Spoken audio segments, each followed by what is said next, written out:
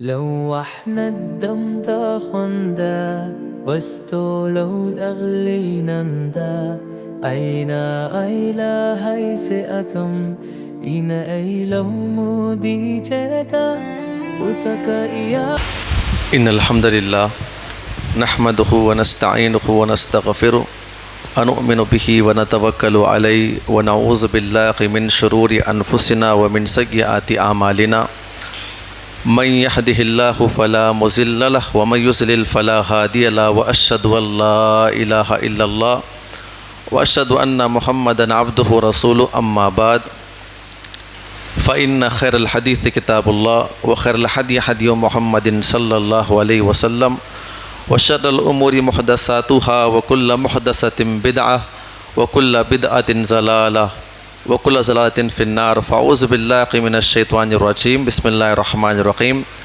يا أيها الذين آمنوا اتقوا الله حق تقاته ولا تموتن إلا وأنتم مسلمون يا أيها الناس اتقوا ربكم الذي خلقكم من نفس واحدة وخلق منها زوجها وبث منهما رجالا كثيرا ونساء واتقوا الله الذي تساءلون به والأرحام إن الله كان عليكم رقيبا يا أيها الذين آمنوا اتقوا الله وقولوا قولا سديدا يصلح لكم أعمالكم ويغفر لكم ذنوبكم ومن يطع الله ورسوله فقد فاز فوزا عظيما۔ تمام تعریف و توصیف و کبریائی و بڑائی اللہ سبحانہ و تعالیٰ کے لائق و زیبا ہے، جس نے ہم تمام کو اس مسجد کے اندر باجماعت نماز پڑھنے کی توفیق عطا فرمائی۔ انگن درود و سلام ہو تمام انبیاء اکرام پر، بالخصوص میرے اور آپ کے آخری نبی جناب محمد رسول اللہ صلی اللہ علیہ وسلم کی ذات مقدسہ پر، جنہوں نے دین اسلام کی تعلیمات کو ہم تک پہنچانے کی خاطر بے شمار تکالیف برداشت کیے۔ محترم حاضرین جمعہ، مختصر سی حمد و ثنا کے بعد میں اپنے اصل موضوع کی طرف آتا ہوں۔ جمعہ کی مناسبت سے جو موضوع متعین کیا گیا ہے، گناہ اور توبہ۔ اللہ رب العزت سے دعا کرے جو باتیں قرآن و حدیث کی روشنی میں آئے، اللہ تعالی ہم تمام کو عمل کرنے کی توفیق عطا فرمائے۔ گناہ اور توبہ کے تعلق سے آپ نے زندگی میں کئی مرتبہ سن کر کے رکھا ہوگا، لیکن یاد دہانی کے طور پر ایک انسان گناہ کو سمجھتا ہے، توبہ کے بارے میں علم بھی حاصل رکھتا ہے، لیکن توبہ کون کرے؟ اسی لیے مختصر انداز میں چند باتوں کو آپ کے سامنے پیش کروں گا۔ اللہ تعالیٰ مجھے اور آپ کو اپنے گناہوں سے توبہ کرنے کی توفیق عطا فرمائے۔ انسان گناہوں کا پتلا ہے، انسان سے گناہ ہوتے رہتے ہیں۔ بعض لوگ گناہ کرتے ہیں، ہر درمی سے کرتے ہیں کہ ہمیں گناہ کرنا ہے۔ انسان کو گناہ کے اندر مزہ آتا ہے، گناہ کرتا ہے، لذت محسوس ہوتی ہے، پھر گناہ کرتا ہے، یہاں تک کہ شیطان اسے اتنا دور لے کے چلا جاتا ہے، یہاں تک کہ اس کی موت قریب ہو جاتی ہے، توبہ کی توفیق نہیں ہوتی ہے۔ اللہ تعالی ہم تمام کو ایسے گناہوں سے بچنے کی توفیق عطا فرمائیں۔ گناہ کسے کہتے ہیں؟ اگر ہم لسٹ لے کر بیٹھ جائے تو کئی گھنٹے لگ جائیں گے۔ گناہ یہ بھی ہے، گناہ یہ بھی ہے، گناہ اتنے بڑے بھی ہے، اتنے بڑے بھی ہے، اتنے چھوٹے چھوٹے بھی گناہ ہیں۔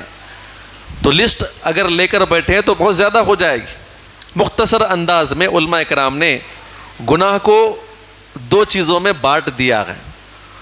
گناہ کہتے ہیں ترک المأمورات۔ گناہ کا مطلب ہے کہ اللہ رب العالمین نے جن کاموں کو کرنے کا حکم دیا ہے وہ کام ترک کر دینا۔ اللہ اس کے رسول نے جن کاموں کو کرنے کا حکم دیا ہے اس کو چھوڑ دینا، ترک کرنا، یہ گناہ کا پہلا ڈیفینیشن۔ دوسرا ہے وہ فعل المحظورات، اور جن کاموں سے اللہ اس کے رسول نے روکا ہے وہ کام کرنا گناہ ہے۔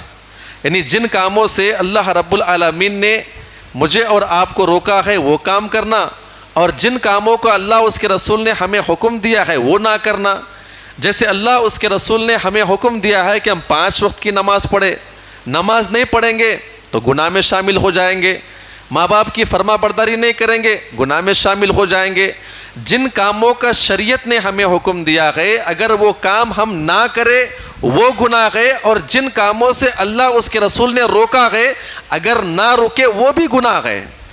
اللہ کے نبی صلی اللہ علیہ وسلم نے فرمایا کہ حرام مت کھاؤ, چغل خوری مت کرو. اس کے علاوہ شریعت کے اندر جن باتوں سے منع کیا گیا ہے وہ کریں گے تو گناہ ہے. اللہ تعالی ہم تمام کو سمجھنے کی توفیق عطا فرمائے. سیدھے انداز میں اگر کہا جائے گناہ کسے کہتے ہیں؟ جن کاموں کا اللہ نے کرنے کا حکم دیا ہے اس کو نہ کرنا, اور جن کاموں سے اللہ اس کے رسول نے منع کیا ہے وہ کام کرنا, اس کو گناہ کہا جاتا ہے. اللہ تبارک و تعالی ہم تمام کو جتنے بھی ہم سے گناہ ہو چکے ہیں اللہ ہم تمام کو معافی مانگنے کی توفیق عطا فرمائے. اللہ رب العالمین نے کہا وَتُوبُوا إِلَى اللَّهِ جَمِيعًا أَيُّهَا الْمُؤْمِنُونَ لَعَلَّكُمْ تُفْلِحُونَ. اللہ کہتا ہے کہ اے مومنوں کی جماعت, اے ایمان والو, اے توحید والو, جتنے آپ سے گناہ ہو چکے ہیں اللہ رب العالمین کی طرف لوٹ کر آؤ. توبہ کا مطلب لوٹ کر آنا, یعنی ایک انسان گناہ کرتے کرتے راستے پر نکل گیا تھا, جہنم قریب ہو چکی تھی, جب اسے معلوم پڑا واپس لوٹ کر آئے, اللہ سے معافی مانگے. تو توبہ کا مطلب ہے جن گناہوں کے اوپر آپ نکل چکے تھے ان گناہوں سے واپس آنے کا نام توبہ ہے. اللہ تعالی ہم تمام کو زندگی بھر اپنے گناہوں کو اللہ کے سامنے رکھ کر معافی مانگنے کی توفیق عطا فرمائے. اسی لیے اللہ نے کہا توبوا الی اللہ جمیعا ایھا المؤمنون, اے مومنوں کی جماعت تم تمام کے تمام گناہوں کو اللہ کے سامنے رکھ کے معافی مانگو, توبہ کرو تاکہ تم کامیاب ہو جاؤ. کامیابی کس چیز کی؟ جنت کی کامیابی, جہنم سے بچ جائیں گے, خبر کے عذاب سے بچ جائیں گے. تو جب تک انسان کی سانس باقی ہے گناہوں سے معافی تلافی ہوتے رہے گی تو انشاءاللہ مرنے کے بعد ہم ضرور کامیاب ہو جائیں گے. اللہ تعالی ہم تمام کو گناہوں سے معافی مانگنے کی توفیق عطا فرمائے. نبی اکرم صلی اللہ علیہ وسلم نے ایک اور مقام پر بڑی اہم بات کو نقل کیا ہے. آپ نے کئی مرتبہ یہ حدیث پاک سنی ہوگی, کل بنی آدم خطاؤن, ہر بنی آدم خطا کار ہے, ہر انسان خطا کار ہے, خطا ہر انسان سے ہوتی ہے. وخیر الخطائین التوابون, اللہ کے نبی نے فرمایا کہ گناہ گاروں میں سب سے بہترین گناہ گار وہ ہے جو گناہ ہو جانے کے بعد اللہ سے معافی مانگے. ایک تو گناہ کرنے والے اللہ کے نافرمانی لعنت کے شکار تو ہوں گے, لیکن گناہ ہو جانے کے بعد جو لوگ معافی مانگتے ہیں اللہ کے نبی نے فرمایا کہ اللہ تبارک و تعالیٰ کے نزدیک ایسے گناہ گار گناہ ہونے کے بعد معافی مانگنے والے اللہ کے نزدیک بڑے بہتر ہیں اور خیر والے ہیں. تو لہٰذا گناہ ہو جانا انسان کی فطرت ہے, لیکن گناہوں سے معافی مانگنا ایک خیر کا باعث ہے. اللہ تعالیٰ ہم تمام کو گناہوں سے معافی مانگنے کی توفیق عطا فرمائے. اور سورہ بقرہ کے اندر ایک اور اہم بات نقل کی گئی, یہ بھی آپ سنتے جائیں, اللہ تعالیٰ مجھے اور آپ کو سمجھنے کی توفیق عطا فرمائے. ان اللہ یحب التوابین ویحب المتطہرین. ایک مقام پہ اللہ کے نبی کہتے ہیں کہ گناہ گار جو گناہ ہو جانے کے بعد اللہ سے معافی مانگ لے وہ اللہ کے نزدیک بہترین گناہ گار ہے.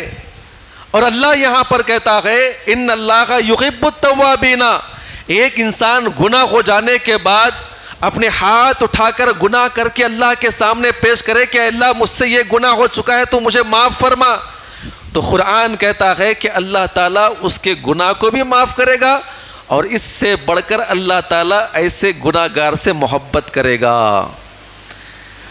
میں محبت کرتا ہوں اللہ سے, اس میں کوئی کمال ہے؟ اس میں کوئی کمال نہیں. ہر کوئی دعویٰ کرتے ہیں کہ ہم اللہ سے محبت کرتے ہیں, لیکن اتنا بڑا پیغام, اتنا بڑا حکم, اتنا بڑا انعام کہ ایک انسان اللہ کی خلاف ورزی کرے, اللہ کی نافرمانی کرے. چاہیے یہ تھا کہ اللہ تعالیٰ اسے جہنم کے عذاب میں داخل کر دے, لیکن اللہ کہتا ہے کہ گناہ ہو گیا ہے, نافرمانی آپ نے مجھ سے کیا ہے, کوئی مسئلہ نہیں, اگر معافی مانگیں گے تو معاف بھی کیے جاؤ گے, اور اللہ کہتا ہے کہ ہم تم سے محبت کریں گے. دنیا کے اندر ایسی کوئی ذات نہیں ہے جس کے خلاف آپ نے کچھ کیا ہو وہ معاف کر دے آپ کے لیے, وہی بڑی بات ہے. لیکن وہ کہتا ہے کہ معاف بھی کروں گا اور ساتھ میں آپ سے محبت بھی کروں گا. اللہ تعالی ہم تمام کو گناہ ہو جانے کے بعد اللہ سے معافی مانگنے اور اللہ کا محبوب بندہ بننے کی توفیق عطا فرمائے۔ میرے بھائیو، گناہ ہو جاتا ہے، ہر انسان سے گناہ ہوتا ہے، لیکن توبہ کی کچھ شرطیں ہیں، یہ سنتے جائیں۔ اللہ تعالیٰ مجھے اور آپ کو عمل کرنے کی توفیق عطا فرمائے کہ ایک انسان گناہ کر رہا ہے، یہ بھی گناہ کر رہا ہے، وہ بھی گناہ کر رہا ہے، اور بڑے بڑے گناہ کر رہا ہے، اور چاہتا ہے کہ اللہ تعالیٰ میرے گناہ کو معاف کر دے۔ تو علماء کرام نقل کرتے ہوئے کہتے ہیں کہ ایک انسان کے گناہ، ایک انسان کی توبہ اسی وقت قابل قبول ہوگی جبکہ اس کی توبہ میں کچھ چیزیں شامل ہو۔ پہلی چیز کیا ہے؟ گناہ ہو گیا ہے، فوراً گناہوں کو ترک کر دے، کہا کہ آج کے بعد گناہ نہیں کروں گا۔ اور نمبر 2، گناہ ہو جانے کے بعد شرم محسوس کرے کہ میں اتنا گندا کام کیسے کر سکتا ہوں، شاید میں نے لوگوں کو چھپا کے کیا ہے، برے برے کام میں نے کیا ہے، لیکن اپنے دل کے اندر اسے گلٹی محسوس کرے کہ میں نے بہت ہی بڑا گناہ کیا ہے۔ اور نمبر 3، علماء کرام کہتے ہیں آئندہ گناہ نہ کرنے کا عزم کرے کہ اللہ آج کے بعد جتنی طاقت موجود ہے، جتنی زندگی موجود ہے، انشاءاللہ آج کے بعد میں گناہ نہیں کروں گا، تہیہ کر لے۔ اور نمبر 4، یہ بہت بڑا اہم ہے، وہ ہے کہ اگر گناہ کا تعلق اگر کسی انسان سے ہے، اگر وہ گناہ کا تعلق اللہ کی ذات سے، نماز آپ نے نہیں پڑھا ہے، اللہ کا معاملہ، آپ اللہ سے معافی مانگ لیں، اللہ آپ کو معاف کرے گا، لیکن اگر گناہ کا تعلق کسی انسان سے ہے، جب تک میں اس آدمی سے معافی نہ مانگ لوں اور سامنے والا وہ راضی نہ ہو جائے، تب تک اللہ تعالیٰ میرے اور آپ کے گناہ کو معاف نہیں کرے گا، جب تک کہ میں سامنے والے سے معافی نہ مانگوں۔ ہمارا معاملہ کیا ہے؟ زندگی بھر میں نے فلاں کو ستایا ہے، تکلیف دیا ہے، دل توڑ دیا ہے، اس کے دل سے آہا نکلتی رہی، ہم اللہ سے معافی مانگتے رہے، معاملہ اللہ کا ہے یا بندوں کا ہے؟ تو علماء اکرام کہتے ہیں کہ انسان کی توبہ اسی وقت قابل قبول ہوگی جب تک کہ ایک انسان اس گناہ کو چھوڑ دے، شرمندگی محسوس کر لے، آئندہ گناہ نہ کروں گا عزم کر لے۔ اگر اس گناہ کا تعلق کسی انسان سے ہے تو جب تک آپ اس سے معافی تلافی کر کے اللہ سے معافی نہیں مانگیں گے، اللہ تعالیٰ اس گناہ کو بھی معاف نہیں کرے گا۔ اللہ تعالیٰ مجھے اور آپ کو اللہ سے ایسے ہی معافی مانگنے کی توفیق عطا فرمائے۔ میرے بھائیو، 2-3 چیزیں اور سنتے جائیں، آپ نے کئی باتیں سنا اب تک، یہ بھی بات اپنے ذہن میں رکھ کر جائیں۔ اللہ تبارک و تعالیٰ مجھے اور آپ کو سنبھل کر عمل کرنے کی توفیق عطا فرمائے۔ بعض لوگ جو ہے گناہ کرتے ہیں، کس لیے گناہ کرتے ہیں؟ یہ شیطانی فطور آتا ہے، یہ شیطانیت ہے۔ اللہ معاف کر دے گا، اللہ معاف کرنے والا ہے، اللہ بڑا غفور الرحیم ہے، اللہ معاف کر دے گا۔ جبکہ آپ مانتے ہیں کہ اللہ معاف کرے گا، جبکہ آپ جانتے ہیں کہ اللہ معاف کرے گا، جانتے بوجھتے بھی اگر کوئی انسان اس خیال کو کہ اللہ آگے معاف کرنے والا ہے، آج گناہ کر لوں گا پھر معافی مانگ لوں گا، اللہ معاف کرنے والا ہے، اگر آپ اس ذہن میں یہ چیزوں کو لا کر اگر آپ گناہ کر رہے ہیں تو آپ کے اوپر شیطان سوار ہے، آپ کے اوپر شیطان غالب ہو چکا ہے۔ اللہ معاف کرنے والا ہے، گناہ کر لو۔ ایک جگہ وہ ایمان داخل کرے گا، ایک جگہ امید دلائے گا، امید دلا کر تم سے گناہ کرائے گا، اور کبھی کبھی چھوٹی امید گرا کے آپ کو خودکشی کرائے گا کہ تم نے اتنے بڑے گناہ کیا ہے، اللہ کیا معاف کرے گا آپ کے گناہوں کو۔ اور ایک جگہ کہتا ہے کہ گناہ کر لو، اللہ معاف کرنے والا ہے، آج گناہ کر لو کل اللہ معاف کرے گا، آج گناہ کر لو رات میں معافی مانگ لو اللہ معاف کرے گا۔ اس بات سے انکار نہیں کہ اللہ معاف کرنے والا ہے، لیکن اس چیز کو لے کر کہ اللہ معاف کرنے والا ہے میں گناہ کرتے جاؤں گا، یہ شیطانیت ہے۔ اللہ تعالیٰ جو ہے ایسی چیز کو کبھی معاف نہیں کرے گا کہ ایک انسان اللہ کے بارے میں علم رکھ کے اللہ معاف کرنے والا ہے اور شیطان کے بہکاوے میں آ کے گناہ کرتے چلے جائے۔ اللہ تعالیٰ ہم تمام کو اس سے محفوظ رکھے۔ لیکن اس سے بڑی خطرناک چیز وہ ہے جو انسان توحید کے بل بوتے پہ گناہ کرے۔ کیا کرے؟ ہم توحید والے ہیں، اللہ سب معاف کرنے والا ہے، شرک تو نہیں کر رہے نا، شرک نہیں کر رہے ہیں، اللہ معاف کرے گا۔ توحید ہمارے اندر موجود ہے، اللہ معاف کرنے والا ہے۔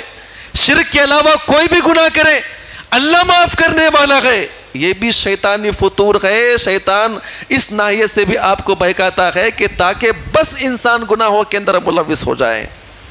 اللہ تبارک و تعالی ہم تمام کو ایسے تمام کے تمام خیالات جو شیطان اچھی چیزیں دکھا کر جو ہے انسان کو گمراہ کرتا ہے اور گناہوں کے اندر ملوث کرتا ہے، اللہ تعالیٰ اس سے ہم تمام کو بچنے کی توفیق عطا فرمائیں. گناہوں سے بچنا کب کمال ہے؟ ہاں جی، اللہ تعالیٰ ہم تمام کو یہ بھی سمجھنے کی توفیق عطا فرمائیں. آئیں گی بہت ساری آیتیں آگے. گناہوں سے بچنا کب کمال ہے؟ ہم سمجھتے ہیں گناہوں سے کب بچیں گے؟ ایک عمر ہو جائے گی، ہے نا، ایک عمر ہو جائے گی، 60 سال کے ہو جائیں گے، 70 سال کے ہو جائیں گے، ایک کونے میں بیٹھ جائیں گے، اللہ اللہ کرتے بیٹھ جائیں، گناہوں سے بچ جائیں گے. ایسی عمر میں آ کر گناہوں سے بچنا کوئی کمال نہیں ہے. گناہوں سے بچنا کب کمال ہے؟ جبکہ آپ کے دل کے اندر گناہ کرنے کی خواہشات پیدا ہوتی ہو. نمبر 2، گناہ کرنے پہ قادر ہو. نمبر 3، جہاں چاہے آپ وہاں پر گناہ کر سکتے ہو. نمبر 4، گناہوں سے روکنے والا آپ کو کوئی بھی نہ ہو. ایسی جوانی کی حالت میں ہی اصل گناہوں سے بچنا کمال ہے. لیکن بڑھاپے میں آنے کے بعد گناہوں سے بچ جاؤں گا، نہ دل میں خیال آتا ہے، نہ سوچ آتی ہے، نہ گناہ کرنا چاہتا ہے، نہ گناہ کرنے کا خیال بھی آ جائے، ہاتھ پیر اس کے نہ ہلتے ہو، تو ایسی عمر میں آ کر گناہوں سے بچنا کوئی کمال نہیں. گناہوں سے بچنا اس وقت کمال ہے جبکہ ایک انسان طاقتور ہو، گناہ کرنے پہ قادر ہو اور اپنے نفس کو کچل کر شیطان کو مار کر گناہوں سے بچتا ہے، تو یہ اصل گناہوں سے بچنا ہے. اللہ تعالیٰ مجھے اور آپ کو عمل کرنے کی توفیق عطا فرمائے. ایک اور آخری بات، اس کے بعد انشاءاللہ میں ایک آیت کریمہ اور ایک واقعہ پیش کر کے میں اپنی بات کو آگے بڑھاؤں گا. وہ بات یہ ہے کہ اللہ رب العالمین کسی انسان کو عمل کرنے کی توفیق دے دے. یعنی الحمدللہ ہم یہاں پر جمعہ کے اندر حاضر ہیں، جمعہ کی نماز پڑھنے کے لیے آئے ہیں. کوئی اپنے گھر سے آئے ہیں، کوئی دکان سے آئے ہیں، کوئی کالج سے آئے ہیں، کوئی اسکول سے آئے ہیں، اپنے مصروفیات چھوڑ کر آئے ہیں. یہ اللہ رب العالمین کی بڑی توفیق ہے. اللہ نے مجھے اور آپ کو بے شمار مشغولیات سے نکال کر عمل کرنے کی توفیق عطا فرمائی ہے. یہ اللہ کا احسان ہے، یہ اللہ کی توفیق، یہ اللہ کی نعمت ہے. لیکن اللہ رب العالمین کی نعمت اس سے بڑی یہ ہے کہ ایک انسان گناہ کا ارادہ کر لے، دل میں طے کر لے کہ فلاں گناہ کروں گا، اور گناہ کرنے کے لیے نکل جائے اور گناہ کرنے کے قریب آ جائے، اور یہاں تک کہ اللہ رب العالمین اسے گناہ کرنے کا موقع ہی نہ دے.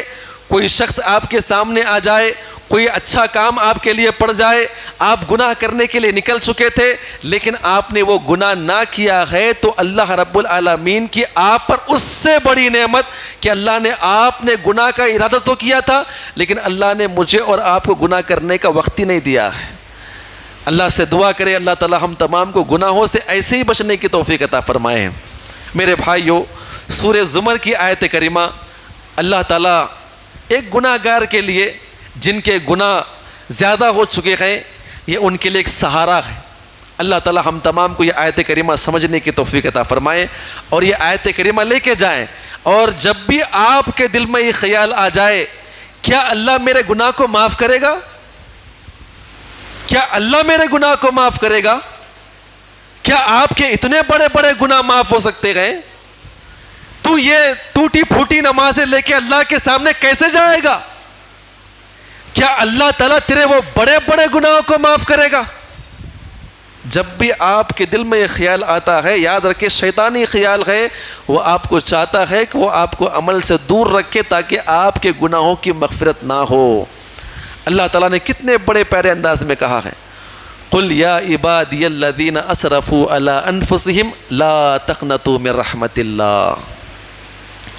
اللہ کہتا ہے کہ اللہ کے نبی آپ کہہ دیجئے، آپ اپنی امتیوں کو سمجھائیے، آپ ان نادانوں کو سمجھائیے، آپ ان گناہ گاروں کو بتائیے جو گناہ کرتے کرتے تھک چکے ہیں، لا تقنطوا من رحمت اللہ. اللہ کہتا ہے کہ میری رحمت سے کبھی نا امید نہ ہونا. شیطان آئے گا، نا امید کرائے گا، یہ عمل کیا کر رہا ہے، یہ کون سا بھاری عمل ہے، تو نے اتنے بڑے بڑے گناہ کیا ہے، کیا اللہ تعالیٰ تیرا یہ گناہ کو قبول کے عمل کو قبول کرے گا؟ کیا وہ گناہ کو معاف کرے گا؟ اللہ کہتا ہے قل یا عبادی الذین اسرفوا، اے میرے پیارے بندو. اور قرآن کے اندر یہ واحد ایک ایسا مقام ہے اللہ نے اتنے پیارے انداز میں کہا ہے کہ اے میرے پیارے بندو.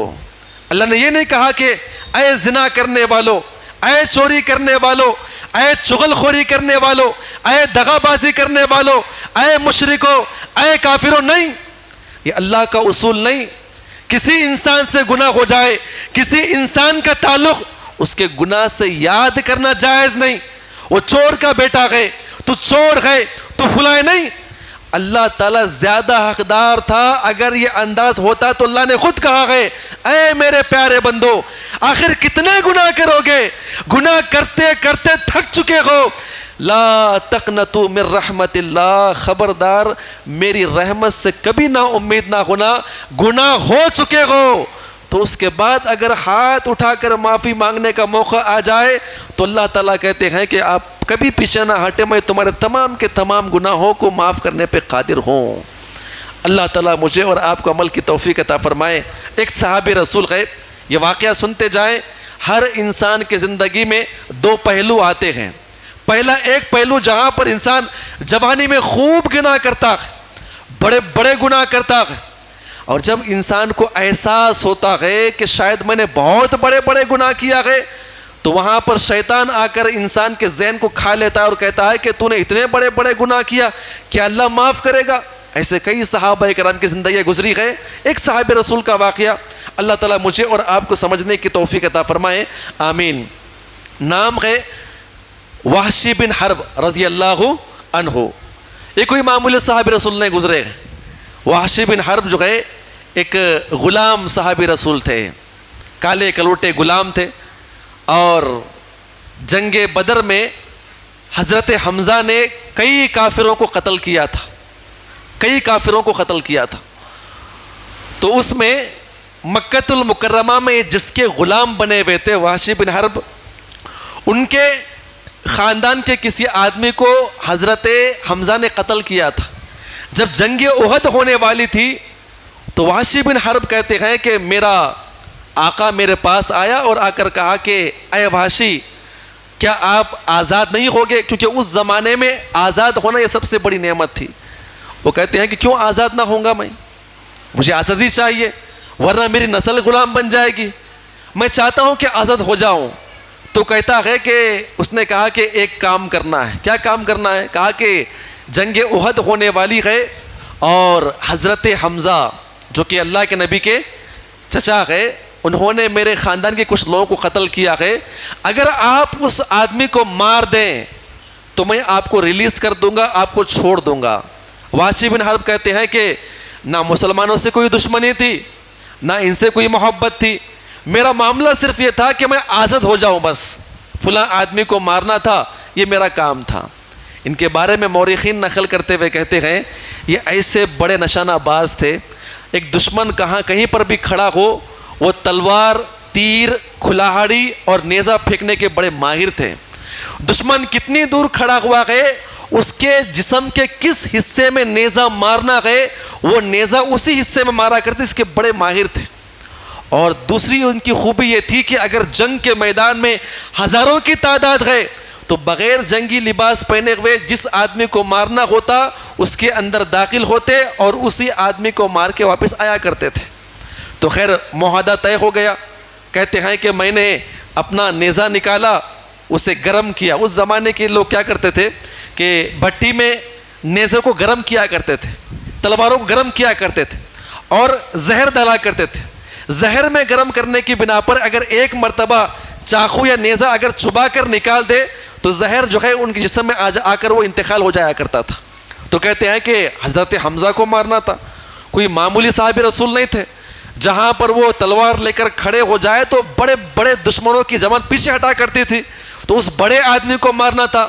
تو میں نے نیزہ نکالا، اسے گرم کیا اور زہر میں نے پلایا اور احد کے میدان میں نکل پڑا. کیا دیکھتا ہوں کہ احد کے میدان میں، اور کون نہیں پہچانتا حضرت حمزہ کو، شتر مرغ کی جو ٹوپی یعنی اس کے پر کی ٹوپی پہننے والے، یعنی اس زمانے میں بہت ہی کم ہی گنے چنے بہادر لوگ وہ ٹوپی پہنا کرتے تھے۔ حضرت حمزہ 2 ہاتھوں میں تلوار لے کر احد کے میدان میں جب اترے تو صفوں کو چیرتے ہوئے آگے بڑھ رہے تھے۔ موت کا کوہرام مچا ہوا تھا، گردنیں کٹ کٹ کے نیچے گر رہے تھے، لوگ بھاگ رہے تھے مقابلہ کرنے کے لیے۔ حضرت حمزہ بڑے جوش و خروش سے نیچے ڈھلان سے اترتے ہوئے سارے کافروں کو کترتے ہوئے آگے آ رہے تھے، اور میں نیزہ لیا، مسلمانوں کی صف میں گھسا، حضرت حمزہ کو مارنے کے لیے آگے بڑھا، کبھی اس چٹان کے پیچھے، کبھی اس پتھر کے پیچھے، کبھی اس درخت کے پیچھے۔ احد کے میدان میں حضرت حمزہ کے میں ایسے ہی قریب ہو رہا تھا، جیسے ہی مجھے موقع مل جائے میں ان کو مار دوں گا، ختم کر دوں گا۔ وحشی بن حرب کہتے نیزہ لیا، آگے بڑھا، کبھی یہاں پر کبھی وہاں پر آگے بڑھ رہا تھا۔ اچانک حمزہ جو ہے نیچے سے اتر رہے تھے، کچھ کافروں کو قتل کرتے ہوئے میرے سامنے آ گئے۔ میں چٹان سے باہر نکلا، نیزہ نکالا، اور میں نے نشانہ ایسا ٹاک کے وار کیا، کہتے ہیں کہ کہاں پر ناف میں یہ گھسی اور باہر سے نکل گئی، اور میرے پاس آگے بڑھے مارنے کے لیے، لیکن زہر جو ہے ان کے جسم میں پھیل گیا، وہیں پر نیچے گر پڑے۔ نیزہ میں نے نکال لیا، میرا کام ختم ہو گیا، اور آ کر کہا کہ میں نے آپ کے دشمن کو مار دیا۔ یہ ان کی جوانی کا وقت تھا، اور فتح مکہ ہوئی۔ جب ان کو احساس ہوا کہ شاید میں نے بہت گناہ کیا ہے، اسلام غالب ہو چکا ہے، تمام لوگ اسلام قبول کرنے کے لیے آتے ہیں، شاید اللہ کے نبی میرے گناہ کو قبول نہ کرے، میرے کو معافی نہ دے، پھر بھی وہ تمام لوگوں کے ساتھ آئے اسلام قبول کرنے کے لیے۔ ایسے ہی صحابہ اکرام جو ہے ترتیب دے کر بیٹھے ہوئے، کچھ لوگ اسلام قبول کرنے کے لیے آ رہے تھے، اللہ کے نبی سامنے موجود تھے۔ وہ سامنے آ کر کہا، اشہد ان لا الہ الا اللہ واشہد ان محمد رسول اللہ۔ اے اللہ کے نبی، اے اللہ کے نبی، میرا اسلام قبول کیجئے، میں کلمہ پڑھ کے مسلمان ہوتا ہوں۔ آپ نے نگاہ اٹھا کر دیکھا، کہا کون؟ وحشی بن حرب ہو؟ کہا اللہ کے نبی وحشی بن حرب ہو، اسلام قبول کرنے کے لیے آیا ہوں۔ اللہ کے نبی نے کہا کیا آپ نے حمزہ کو قتل کیا ہے؟ اللہ کے نبی میں نے حمزہ کو قتل کیا ہے۔ اللہ کے نبی نے ان کے اپنے چہرے کو پھیر لیا اور کہا کہ اے وحشی، تم نے میرے بھائی، تم نے میرے چچا، میرے دوست، جس نے جنگ بدر میں بڑے بڑے کارنامے کیے تھے، اور اسلام کا ایک جرنیل سپاہی جس کو آپ نے قتل کیا ہے، لہٰذا ہم نے آپ کے اسلام کو تو قبول کیا ہے، لیکن ایک شرط یہ ہے کہ جب تک میں زندہ رہوں گا میرے آنکھوں کے سامنے آپ نہیں آئیں گے۔ آنکھوں میں آنسو نکلنے لگے۔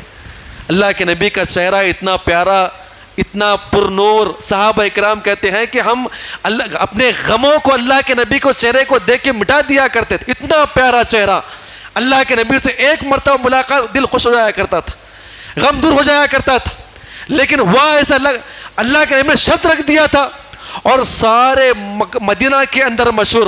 وحشی بن حرب کون؟ کہا حمزہ کو مارنے والا۔ وحشی کون؟ حمزہ کو مارنے والا۔ جس گناہ سے اللہ کے نبی کو چڑ تھی، سارے مدینہ کے لوگ جو ہے مجھے اسی گناہ سے یاد کیا کرتے تھے۔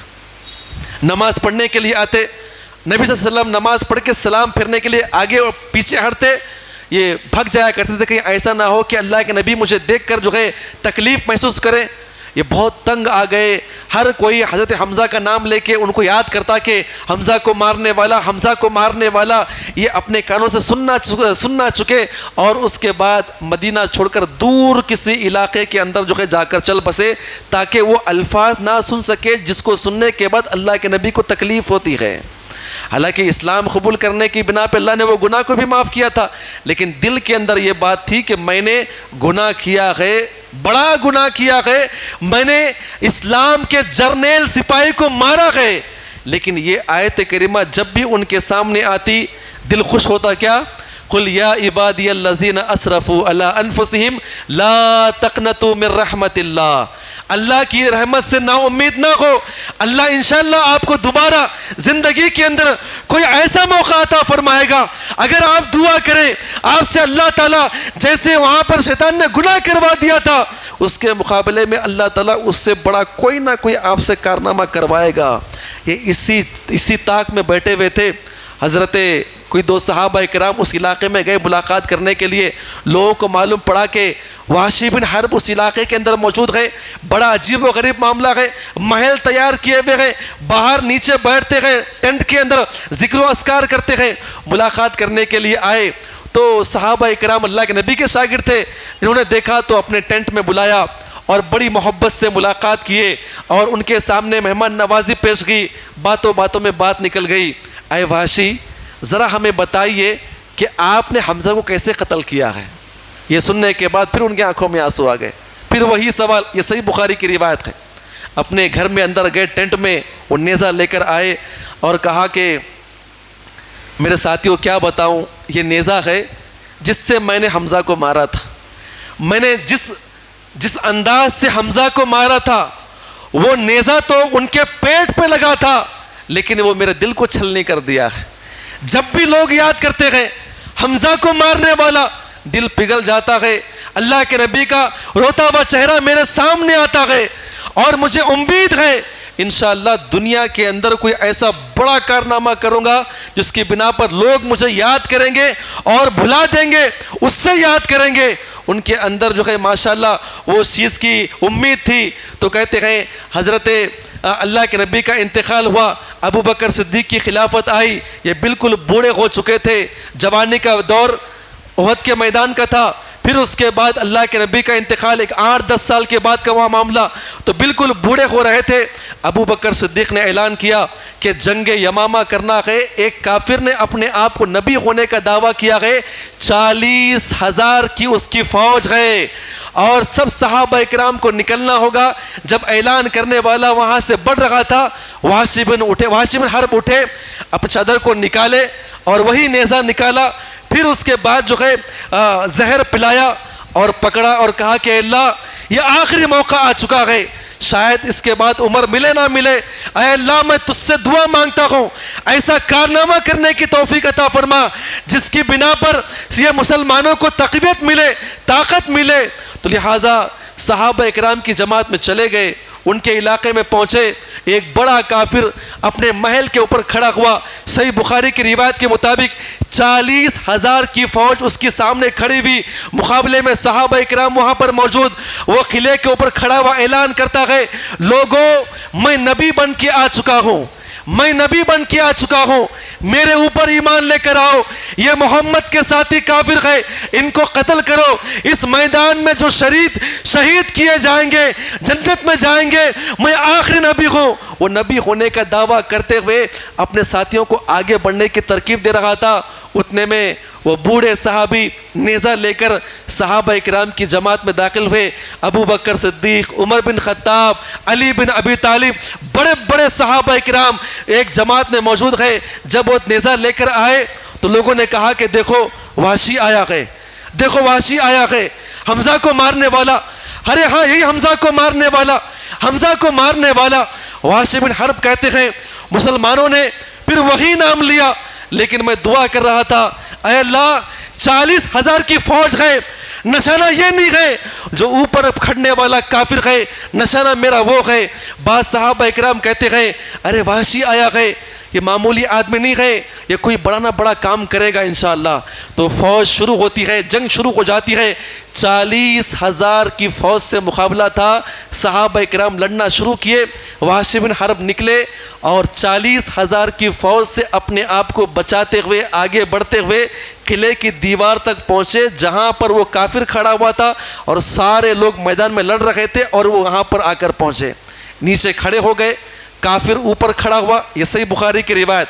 کہتے ہیں کہ میں نے نیزہ نکالا, 2 قدم پیچھے ہٹا اور نشانہ ٹاکا. قلعے کی دیوار کتنی بڑی ہوتی ہے, 40 فٹ, 50 فٹ, 60 فٹ, اس زمانے کی بڑی بڑی دیواریں. کہتے ہیں کہ میں پیچھے ہٹا, نشانہ اپنا نیزہ لیا اور اس کے اوپر نشانہ لگایا, اور اتنی زور سے میں نے وار کیا. صحابہ اکرام پیچھے سے دیکھ رہے تھے. وہ نیچے سے آیا, اس کے حلق میں گھسا اور گدی سے باہر نکل گیا, اور جیسے ہی نیچے پڑ گیا صحابہ کرام ٹوٹ پڑے, آگے بڑھے, اللہ اکبر, الحمدللہ. اے وحشی, تو نے کیا کارنامہ کیا ہے؟ اسلام کے سب سے بڑے دشمن, اللہ کے نبی کے دشمن, آپ نے مسلمہ کو قتل کیا ہے. صحابہ کرام آگے بڑھے, ابو بکر صدیق, عمر بن خطاب, بڑے بڑے صحابہ کرام آگے بڑھے, گلے مل رہے تھے, اٹھا رہے تھے اور تعریفیں کر رہے تھے. بعض صحابہ کرام کہتے ہیں اگر اللہ کے نبی آج ہوتے, اگر اللہ کے نبی آج زندہ ہوتے تو اللہ کے نبی آپ کو اپنے گلے سے لگا کے آپ کو دعا دیتے. اتنا سننے کے بعد ان کی آنکھوں میں آنسو آ گئے. کہا کہ میں اسی دن کا انتظار کر رہا تھا, میں نے اللہ کے نبی کو زندگی پر رلایا تھا حمزہ کو قتل کرنے کے بعد, لیکن آیت کریمہ پڑھ رکھا تھا, میں نے گناہ کیا تھا, لیکن اس کے بعد امید اس آیت کریمہ نے دلائی اور تہیہ کر لیا تھا کہ میں اپنی آخری زندگی میں کوئی بڑا ایسا کارنامہ کروں گا جس کی بنا پر لوگ میرے اس گناہ کو بھول جائیں گے. اور یاد رکھیں, اور مورخین نے آج ان کو کیا یاد رکھا ہے؟ مسیلمہ بن کذاب کو مارنے والے وحشی بن حرب. میرے بھائیوں, علماء کرام نقل کرتے ہوئے کہتے ہیں صحابہ کرام کی زندگی, میری اور آپ کی زندگی کے اندر ایسے بہت سارے گناہ ہوئے ہیں. کتنے گناہ ہم نے کیا ہے, کتنے گناہ ہم نے کیا ہے. آج اللہ نے مجھے اور آپ کو توفیق عطا کی ہے, تہیہ کر لے, اے اللہ میں نے اپنی جوانی کے اگر 2 سال گناہوں کے اندر رات میں گزارا ہے تو آج تہیہ کر لے کہ انشاءاللہ آنے والی زندگی میں تہجد میں گزاروں گا, تہجد میں گزاروں گا انشاءاللہ. میں نے اپنی جوانی کے اندر کھڑے ہو کر گناہ کیا ہے, تہیہ کر لے کہ اے اللہ جب تک سانس باقی ہے انشاءاللہ کھڑے ہو کر میں نماز پڑھوں گا اور نیک اعمال کرتا رہوں گا. اگر میں نے اپنے پیسوں کو اللہ کے خلاف نشیلی چیزوں میں نے ضائع کر دیا ہے, آج سے تہیہ کر لے کہ اے اللہ انشاءاللہ جتنی کمائی ہوگی میں انشاءاللہ اتنے پیسوں کو اللہ کی راہ میں قربان کروں گا. شرط یہ ہے کہ ایک انسان گناہ ہو جانے کے بعد معافی ایسے مانگے اور ساتھ ہی ساتھ جو ہے اس کے بعد اللہ سے توفیق مانگے کہ اے اللہ مجھے آنے والی زندگی میں اس سے بڑا کام کرنے کی توفیق عطا فرما. یہ توفیق مانگنے سے مجھے اور آپ کو ملتی ہے. اللہ تبارک و تعالیٰ مجھے اور آپ کو عمل کرنے کی توفیق عطا فرمائے. ایک آخری حدیث, صحیح مسلم کی حدیث, میں اپنی بات ختم کروں گا انشاءاللہ. اور یہ بات شروع کرنے سے پہلے جتنے یہاں پر جمعہ کے لیے مرد و خواتین آئے ہیں اور جماعت و جمعیت کی طرف سے اور اس ممبر سے میں آپ کو ایک پیغام ہی دیتا ہوں کہ جتنے ہم سے گناہ ہوئے ہیں معافی مانگیں گے انشاءاللہ. رات میں اٹھ کر اندھیرے میں اللہ رب العالمین جب کہ حاضر ہوتا ہے, پہلے آسمان پر آتا ہے, آپ اللہ کے سامنے اپنے جوانی کے گناہوں کو پیش کریں. وہ گناہ جو ہم نے چھپ کر کیا ہے, اے اللہ میں نے یہاں پر گناہ کیا ہے, اے اللہ اب تیرے سامنے اپنے گناہ کو پیش کر کے معافی مانگتا ہوں, اللہ میرے گناہوں کو معاف فرما. اے اللہ تو نے تو کون معاف کرے گا. اور گناہ ہونے کے بعد معافی مانگنے کے لیے آنا یہ سب سے بڑی توفیق ہے اور سب سے بڑی توحید ہے. کیوں توحید ہے؟ گناہ کرتا ہوں, دیکھنے والا کون ہے, روکنے والا کون ہے, پکڑنے والا کون ہے, پوچھنے والا کون ہے. جب یہاں سے آواز آتی ہے اور اس کا ڈر ستاتا ہے تو انسان جب لوٹ کر آ کر اپنے ہاتھوں کو پھیلاتا ہے, یہی اصل توبہ ہے. اور اللہ کو یہی ادا پسند ہے کہ اس نے بن دیکھے مجھ سے ڈر کر معافی مانگا ہے. اللہ کہتا ہے کہ میں اس کے تمام گناہوں کو معاف کروں گا. تو صحیح مسلم کی حدیث پاک یہ ہے, اللہ خوش کتنا ہوتا ہے گناہ کرنے کے بعد معافی مانگنے سے. اللہ کے نبی نے ایک مثال دیا ہے, وہی مثال اللہ تعالیٰ مجھے اور آپ کو عمل کرنے کی توفیق عطا فرمائے.